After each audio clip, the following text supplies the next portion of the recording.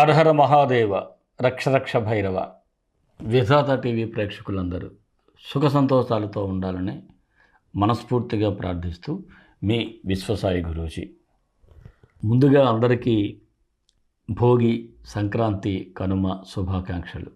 అందరూ కూడా ఈ సంక్రాంతికి చక్కగా సంబరాలు చేసుకొని ఆనందంగా గడపాలని, అందరి జీవితంలో కూడా సంక్రాంతి కాంతి మీ అందరి జీవితాల్లో వెలుగు నింపాలని, మంచి జరగాలని మనస్ఫూర్తిగా కాలభైరవుని ప్రార్థిస్తున్నాను.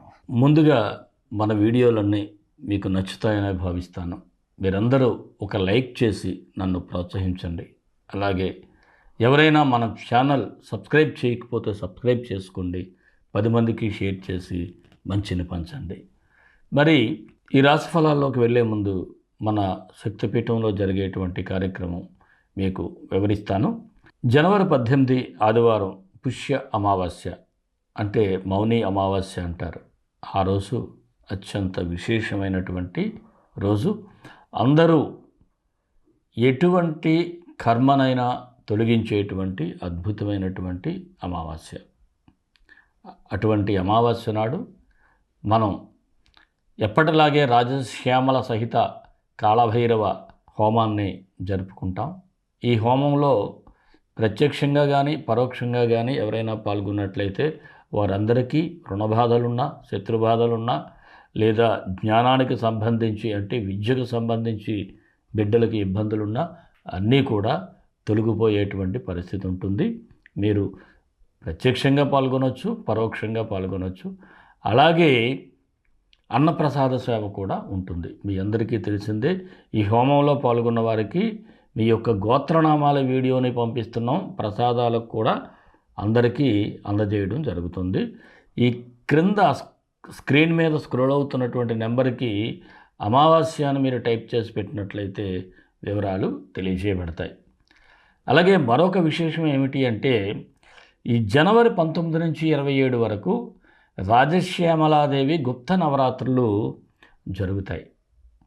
ఈ గుప్త నవరాత్రుల కాలంలో మనం ఇక్కడ మన దేవాలయంలో రాజశ్యామలాదేవిని ప్రతిష్ఠ చేసుకున్నాం. మీ అందరికీ తెలిసిందే. ఈ రాజశ్యామలాదేవిని ఉదయం 7:30 నుంచి 11 గంటల వరకు దర్శనం ఉంటుంది. అలాగే ప్రతినిత్యం కూడా హోమం కూడా అమ్మవారిది ఉంటుంది. ఈ హోమంలో కూడా ఎవరైనా ఈ నవరాత్రులు కూడా పాల్గొనవచ్చు.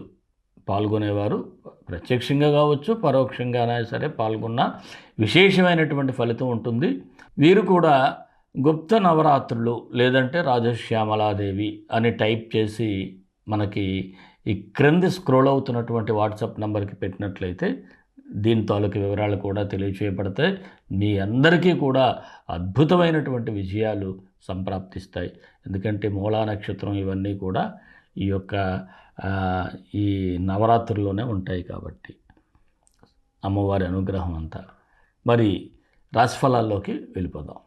మీనరాశి జనవరి 16 నుంచి 31 వరకు మీనరాశి వారికి సూచనలు, సలహాలు. ప్రతి క్షణాన్ని కూడా ఎలా వాడుకోవాలో మీకు అద్భుతంగా తెలుస్తుంది. చాలా తెలివిగా వ్యవహరిస్తారు. దీర్ఘకాలిక లక్ష్యాలపై కూడా దృష్టి పెట్టేటువంటి పరిస్థితులే ఉంటాయి. అలాగే దైవ కార్యాలయందు కూడా ఆసక్తి అయితే ఎక్కువగా ఉంటుంది. ఇక స్నేహితుల వలన కూడా కాస్త మీకు మంచి జరిగేటువంటి సూచనలు అయితే ఉన్నాయి. ఆర్థికంగా కూడా కాస్త బెటర్ పొజిషన్ అయితే ఉంటుంది. నూతన పరిచయాల వలన కూడా కాస్త ఆదాయ మార్గాలు పెంచుకోవటానికి అవకాశాలు కనిపిస్తూ ఉన్నాయి. అయితే ఏదైనా ఎవరికైనా ఆస్తుల విషయంలో వివాదాలు ఉన్నట్లయితే అవి పరిష్కరించుకోవటానికి అనుకూలమైనటువంటి సమయంగా చెప్పాలి. అందువలన ప్రయత్నాలు అయితే చేయండి. ఇంకా మీకు తెలియని విషయాలు తెలుసుకోవటానికి కూడా ఒక్కొక్కసారి ఆ తెలుసుకునే క్రమంలో కూడా కొన్ని ఇబ్బందులు అయితే పడేటువంటి సూచనలు ఉన్నాయి. జీవిత భాగస్వామితో మాత్రం మీ మనస్పర్ధలు తొలగించుకోవటానికి ఇది గుడ్ టైం అని చెప్పాలి. ప్రయత్నం చేయండి, అంత మంచిగా జరుగుతుంది. అలాగే కుటుంబ సభ్యుల్లో కూడా మీ యొక్క మాట తీరు వలనే వారి యొక్క పాజిటివ్నెస్ కూడా ఉంటుంది. కుటుంబ సభ్యుల్లో కూడా మీకు మంచి పేరైతే వస్తుంది. ఇక దూర ప్రయాణాల వలన మాత్రం కాస్త అలసట అయితే కనిపిస్తూ ఉంది. రుణ ప్రయత్నాలు చేసేవారికి కలిసి వస్తుంది. పాత బకాయిలు కూడా మీరు గట్టిగా ఒత్తిడి పెట్టితే వసూలు చేసుకునే సూచనలు ఉన్నాయి.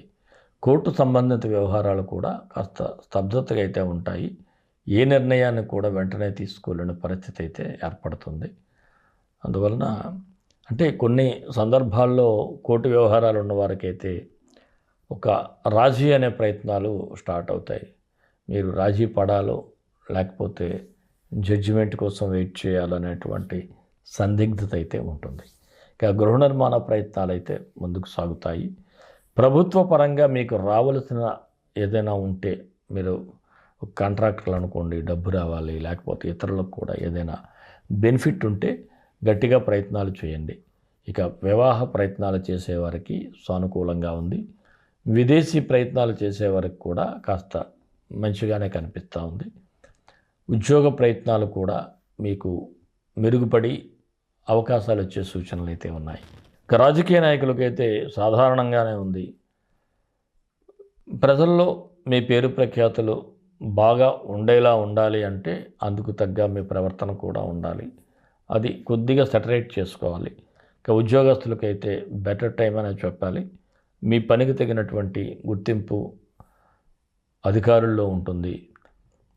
ప్రమోషన్ల కోసం ఎదురు చూసేవారికి కొంత శుభవార్తలు అయితే కనిపిస్తూ ఉన్నాయి. అలాగే కొత్త ఉద్యోగాల కోసం అంటే ఈ మార్పులకు ప్రయత్నించే వారికి కూడా అవకాశాలు కనిపిస్తూ ఉన్నాయి. నూతన పెట్టుబడుల విషయంలో మాత్రం ఆలోచించి నిర్ణయాలు తీసుకోవాలి. వ్యాపారస్తులైతే వృద్ధిలోకి వస్తారు. గతం కంటే మెరుగైనటువంటి లాభాలు కనిపిస్తూ ఉన్నాయి. వ్యాపారంలో మార్పులు చేయటం, లాభాలు సంపాదించడం అనేది జరుగుతాయి. జాయింట్ బిజినెస్ చేసేవారికి మాత్రం బాగానే ఉంది. పాత పరిచయాలు కూడా మీకు కొంత లాభాలను తెచ్చిపెట్టేటట్టుగా వ్యాపారాన్ని డెవలప్ చేస్తారు. ఈ షేర్ మార్కెట్ అయితే లాంగ్ టర్మ్ ఇన్వెస్ట్మెంట్స్గా బాగుంది. అలాగే కళారంగం వారికి కూడా టీవీ, సినీ, ఇతర కళాకారులకు అవకాశాలు కనిపిస్తూ ఉన్నాయి. ఆరోగ్యపరంగా చూసినట్లయితే పెద్దగా భయపడాల్సింది లేదు. వేళకు ఈ దీర్ఘకాలిక వ్యాధులు ఉన్నవారు మాత్రం వేళకు మందులు వేసుకుంటే సరిపోతుంది. అలాగే విద్యార్థులకైతే సాధారణంగా ఉంది. కొత్త విషయాల పట్ల ఆసక్తిని పెంచుకోవటం, అంతేకాకుండా చదువులో కూడా రాణించేటువంటి పరిస్థితులు ఉంటాయి. ప్రేమికులకు కూడా సానుకూలంగా ఉంది. ఈ రాశి వారికి ఏ తేదీలు అనుకూలంగా ఉన్నాయి అంటే 17, 19, 24, 28. నిదానంగా ఉండాల్సిన తేదీలైతే 21, 26, 30, 31. మీనరాశి వారికి మరిన్ని మంచి ఫలితాల కోసం విశ్వగురు సక్సెస్ మంత్రాలు పఠించండి, విజయాలు సాధించండి. ఈ రాశి వారికి శనీశ్వరునికి మంత్రం చదువుకోవాలి. శని గాయత్రి. ఓం కాకధ్వజాయ విద్మహే ఖడ్గహస్తాయ ధీమహి తన్నో మందః ప్రచోదయాత్. ఈ మంత్రాన్ని డిస్క్రిప్షన్లో ఇస్తున్నాను. ఒక్కొక్కటి 18 సార్లు ఉదయం ప్రదోష వేళలో చదవండి. మరి మన హోమ కార్యక్రమాల్లో పరోక్షంగా పాల్గొంటే శనీశ్వరుని యొక్క అనుగ్రహం తప్పకుండా వస్తుంది. మన ఇష్టదైవం కాళభైరవుడు, కాళభైరవ గాయత్రి. కాళకాళాయ విద్మహే కాళాతీతాయ ధీమహి తన్నో కాళభైరవ ప్రచోదయాత్. దేశం కోసం, ధర్మం కోసం, భారతీయ సంస్కృతి విలువల కోసం పాటుపడదాం. స్వస్తి.